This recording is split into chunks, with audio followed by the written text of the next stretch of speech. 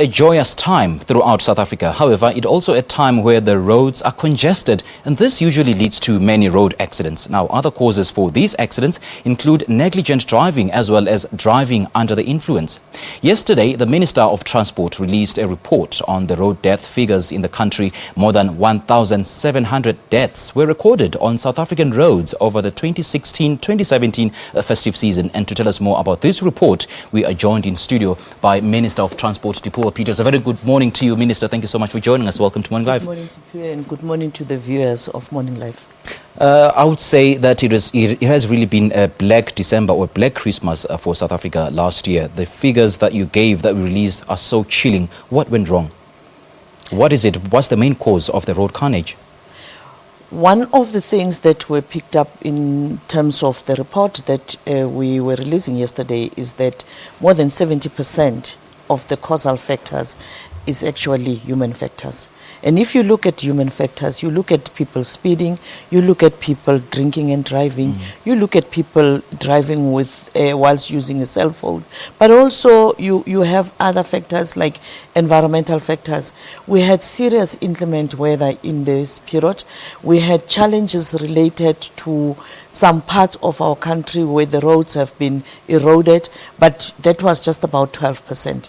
And the vehicle factors was also one of the problems, where we had faulty brakes, unroadworthy vehicles. But when it comes to human factors, I'm telling you, liquor and speeding has been the main cause. Yeah. So, Minister, would you agree with me that the poor state of South African roads are a contributing factor to the road carnage, that the government needs to invest more on road infrastructure? Government is investing more on road infrastructure.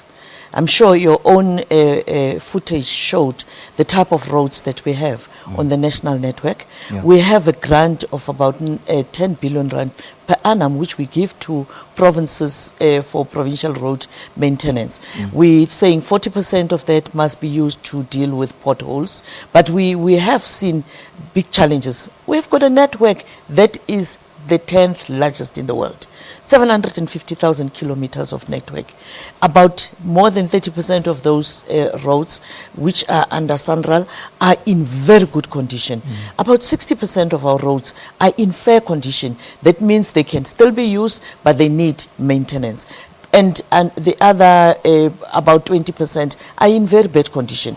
We know it is in the rural areas, we know it is in our municipalities, but we're looking at that and addressing that. You know the investment that we're making with Moloto Road, you know the investment we're making on the R61 in the Eastern Cape, the N2 and many others. Those are part of the road safety strategies intervention with regard to the engineering. We are also focusing on law enforcement, because law enforcement is part of road safety. This period, over the festive period, we focused a lot on law enforcement and education. And I'm telling you, we went into our communities. It was surprising to go into communities and hear parents of children who have not started at school saying to you that safety on the roads, safety in the streets is the responsibility of teachers. This child is hardly in school, and already there's an indication that babies up to 4 years, they die as pedestrians, they die because they are knocked over in the streets, and also they die in vehicles because parents don't encourage them to buckle up. So these things are things that we can prevent. Truly speaking, the 1,714 deaths are avoidable, but because of our behavior, because of the attitude that we have towards road usage, that's why we have this mayhem, we have this crisis, we have this agony. Because in fact, there are many families that are now sitting in pain because family members have died. Breadwinners are gone. Members of families who were looking up to newly qualified professionals to come and be the catalyst for breaking the back of poverty. They are now gone. We do appreciate, Minister, that you are indulging us on the plans that the department has in store for us insofar as road safety is concerned. But the pledges that the department made following the release of the 2015 road deaths figures, were they really implemented in 2016, and to what extent? They were implemented, and I'm happy to indicate to you and the public of South Africa that on the 25th, the Department of Justice team, together with the Department of Transport and RTMC, will be considering the report of the work that they've done throughout the year that would look at the punishment of the transgressors, because we believe that so long as people don't get the punishment that is equal to the transgression and equal to the mayhem that they have created, people are not going to change. So consequence management is one thing that we're looking into. That is why we're talking about moving our system from Schedule 3 offences to Schedule 5 offences, where people will get serious and tough penalties.